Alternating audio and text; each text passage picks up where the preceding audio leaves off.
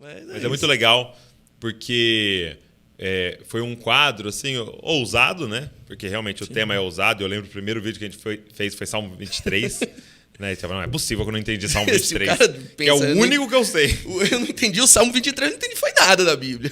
Então, foi muito uma legal. proposta. E assim, talvez foi um dos que mais pegou, porque realmente tinha uma outra interpretação, né?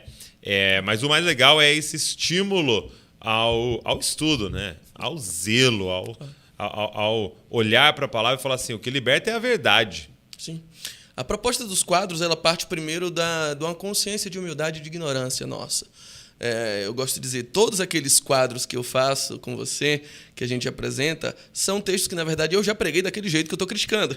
Então, eu não estou inventando a roda, eu não estou dizendo, ninguém entendeu, só eu. Muito pelo contrário, eu também entendi de outra forma e eu fui movido pelo Espírito Santo aí na fonte, aí na escritura, a buscar contexto, a aperfeiçoar, a ver o que é, a tirar uma hermenêutica mais valiosa ali, mais preciosa do texto. E eu vi outras pessoas que já falaram sobre isso muito tempo antes de mim. Legal. Então, o que a gente traz aqui é fruto de muito estudo, fruto de muita pesquisa. E a gente está dizendo, olha, irmãos, eu fui o primeiro a entender errado esse texto e estou compartilhando. E como os vídeos normalmente têm 6, 7, até 10 minutos, não dá tempo da gente esgotar um tema. O mais valioso dos feedbacks que a gente recebe, que eu recebo particularmente, é dizer, Saulo, olha, seu texto me deu sede.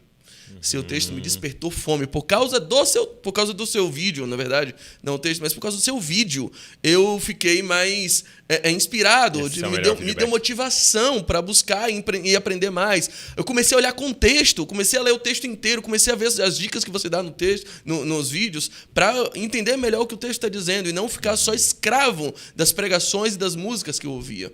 Então, isso é o que conforta a gente. Sim. A proposta era, de fato, ousada. Tem muita gente que não entendeu a proposta. Acaba arrogante, você entendeu mais que todo mundo. A proposta não era essa, obviamente. É partir de um ponto de humildade.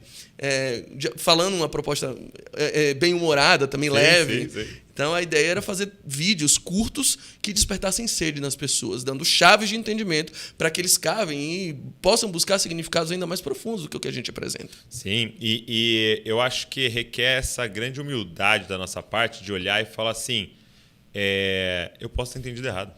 Óbvio. Porque olhar um tema desse, escrito lá, você entendeu errado, e na hora eu falar, isso é arrogância, já é uma arrogância, né? Porque... Cara, eu posso ter entendido errado, a gente está em constante... até uma máxima da reforma, né? Reformando e seguindo em reformar, porque a gente não foi glorificado. Obviamente. Outro dia eu estava fazendo uma live com um pastor amigo meu, e aí uma pessoa chegou e comentou, falou assim, então você está pregando o contrário do que você pregava antes? Aí eu peguei, estou, querida. Aí se prepare que semana que vem vou mudar de novo. Porque, graças a Deus, eu vivo em metanoia. Graças a Deus, eu vivo numa transformação de mente em que vai me aperfeiçoando até o dia final. Sim. Eu gosto da ideia de Romanos 12, 2, de que, a partir dali, eu entendo um postulado muito claro de que Jesus não mudou minha vida. Paulo diz assim, não vos conformeis com o presente século, mas ele não diz assim, calma que Jesus vai te transformar. Ele diz, se transforme. Quem mudou minha vida fui eu. Como eu mudei minha vida? Ele diz, transformai-vos a partir da renovação do vosso entendimento. Cristo mudou minha mente e eu mudo minha vida. Uau. A partir da transformação de mente que ele opera em mim, eu tenho a ferramenta necessária para agir conforme a nova mentalidade que recebi dele. Então, Cristo muda minha mente, eu mudo minha vida. Eu transformo minhas ações e transformo o ambiente onde eu vivo. Entendi. Ele vai na central. Exatamente. Dispara o comando para que o corpo obedeça e para que eu tome que eu responda aquilo que ele primeiro fez por mim. Então, eu estou em constante mudança de mentalidade. Eu estou em constante arrependimento. Eu estou em constante metanoia. O meu grande medo não é chegar amanhã e despregar o que eu estou pregando hoje. Eu não tenho medo disso. O meu maior medo é chegar amanhã e olhar para o Saulo de hoje e não ver nenhuma diferença. É daqui a um ano eu olhar para trás, puxa, eu continuo exatamente a mesma pessoa. Ou seja, eu passei um ano inteiro sem ser transformado e sem ficar um pouquinho mais parecido com Cristo. Isso para mim é um medo. Sim. É estagnar, é paralisar. Sabe, poucas coisas são tão parecidas com o inferno quanto a estagnação. Quando Dante Alighieri, por exemplo, escreve sobre a Divina Comédia e descreve o que é o inferno, ele diz assim, abandonem todos os que passam por essas portas toda e qualquer esperança. Quem entra por aqui deixa de esperar, deixa de pensar em coisas futuras. Eu não quero deixar de pensar no futuro, eu não quero deixar de esperar, porque Cristo em nós é a esperança da glória.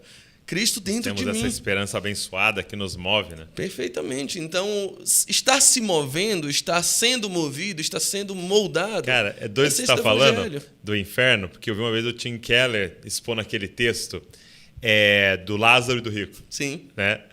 E ele disse o seguinte, que muitas vezes a gente imagina o rico lá no inferno e ele olhando para Lázaro lá no seio de Abraão e assim, poxa, que arrependimento, cara. Se eu pudesse, teria feito tudo diferente na minha vida. Ele falou, não, cara. O que não vai ter no inferno é arrependimento. Ele disse, no inferno as pessoas vão estar lá, naquele caos e achando que são certos.